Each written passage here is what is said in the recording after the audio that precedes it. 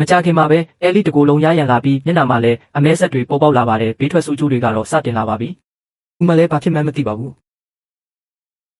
တန်ရှင်းရေးသမားဟာနေတိုင်းပန်းသီးအစ်စ်တစ်လုံးဝယ်တယ်ဒါပေမဲ့ဘယ်တော့မှမစားဘူး။အဲ့ဒီပန်းသီးပုတ်သွားတဲ့အထိစောင့်ပြီးမှအဲလီရဲ့ရေခဲတစ်တာထောက်မှသွားဝက်ထားတတ်တာပါ။နောက်ပြီးသူအစ်စ်ပြင်ထားတဲ့ပူဟတ်ဥတွေကိုသူမရဲ့အခန်းနှံပလင်းဖင်တွေအောက်ထိလိုက်ဖြန့်ထားလိုက်တယ်။အားလုံးပြီးသွားပြီဆိုမှဘာမှမသိရှာတဲ့သူမဘေးမှာသူကခက်အေးအေးပဲဝင်အိတ်လိုက်တာပေါ့။မနက်9 နာရီနှိုးဆက်အတန်ကတန်ရှင်းရေးသမားကိုနှိုးလိုက်ပါပြီ။အိမ်သားထဲဝင်သူမရဲ့သွားတိုက်တံကိုယူပြီးသူကအေးဆေးပဲသွားတိုက်လိုက်တယ်။ပြီးတော့သူမတုံးတဲ့အသားရည်ထိန်ပစ္စည်းတွေတဲကိုအမီမသိအရေးတစ်မျိုးလှုပ်ဝက်ထိုးထည့်ခဲ့ပြန်တယ်။အဲ့ဒီနောက်မှာတော့ဘာမှမဖြစ်တယ်လို့ပဲသူကအလုပ်သွားတာပေါ့။ဒီတိုက်ရဲ့တန်ရှင်းရေးသမားဖြစ်ရတာသူ့အတွက်တော့တကယ်ကိုအဆင်ပြေနေတာပေါ့။အဲလီနိုးလာတဲ့အခါခေါင်းထဲနဲ့ကြိုက်တာကလွဲလို့ဘာမှမထူးခြားဘူးလို့ထင်နေရှာတာပါ။တန်ရှင်းရေးသမားတုံးသွားတဲ့သွားတိုက်တံနဲ့ပဲသွားပြန်တိုက်တယ်။သူဆေးဆက်ထားတဲ့စကင်ကဲတွေကိုပဲလိမ့်ပြီးပုံမှန်အတိုင်းအလုပ်သွားခဲ့ပါတယ်။ညတိုင်းသူမအိမ်မပြန်ခင်မှာသူကခွတ်တင်အောက်မှာကြိုပုံးနေနေပြီး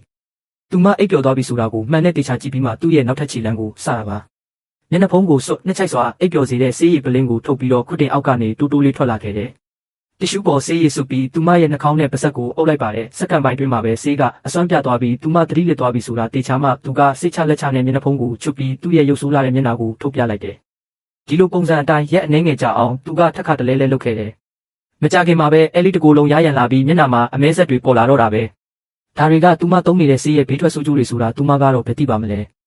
တပတ်အကြာမှာတော့အခြေအနေကပိုဆိုးလာတယ်။လမ်းလျှောက်ရင်ရိန်းထိုးနေပြီးခေါင်းတွေလည်းခဏခဏကိုက်လာတယ်ပိုဆိုးတာကဟိုလူရုပ်မာကြီးဖြန့်ထားတဲ့ပိုးဟက်ဥတွေအကုန်လုံးအကောင်ပေါက်လာတာပဲ။အဲလီတုံလုံးခြောက်ချသွားပြီးအိမ်သားထဲကနေအခန်းထဲကိုအကူကြီးတောင်းဖို့ပြေးထွက်လာတယ်။ဒါပေမဲ့အခန်းထဲမှာလည်းပိုးဟက်တွေအပြည့်ပဲဆိုတာသူမသိရှာဘူး။နောက်ဆုံးတော့သူအကူကြီးလမ်းတောင်းတာကဟိုလူရုပ်မာတန်ရှင်းရေးသမားကိုပါ။လူရုပ်မာပြောင်ကြီးကတော့စိတ်ထဲမှာပြုံးပြီးနေပေမဲ့အပြင်မှာတော့ဟာမင်းခန်းထောင်တွေမှာပိုးဟက်တွေအပြည့်ပဲလို့ပြောပြီးပိုထိတ်လန့်သွားအောင်ထပ်လုပ်လိုက်တယ်။သူမလည်းကြောက်ကြောက်လန့်လန့်နဲ့ပဲအခန်းကိုသူ့လက်ထဲအပ်ခဲ့ပြီးသူမအမေအိမ်မှာရက်အငဲငယ်သွားနေဖို့ဆုံးဖြတ်လိုက်တယ်။သူမရဲ့မိတ်ကပ်တွေအဝတ်စားတွေကိုအမိုက်အိမ်မဲတွေထဲထည့်ပြီးလွှင့်ပစ်လိုက်တယ်။ပြီးတော့ပိုးသက်စီးဖြန်းတဲ့ဆက်နဲ့အခန်းနှံလိုက်ဖြန်းလိုက်တာပေါ့။အားလုံးပြီးမှအဲလီကိုဖုံးဆက်ပြီးအကုန်စင်ပြေသွားပြီလို့ပြောလိုက်တယ်။သူမပြန်လာတော့အခန်းထဲလိုက်ပြပြီးသူကတော့ခုတင်အောက်မှာပဲပြန်ပုန်းနေခဲ့တာပေါ့။ဒါပေမဲ့ဒီတစ်ခါတော့အဲလီကသူ့ရီးစားကိုအိမ်ခေါ်လာခဲ့တဲ့အပေါ်ထပ်မှာသူတို့နှစ်ပါးသွားနေကြတော့လူရုပ်မာကြီးလက်ထဲကမေးစေးရီပလင်းကချော်ကြပြီးသူ့မျက်နှာပေါ်ဖိတ်ဆင်သွားတယ်။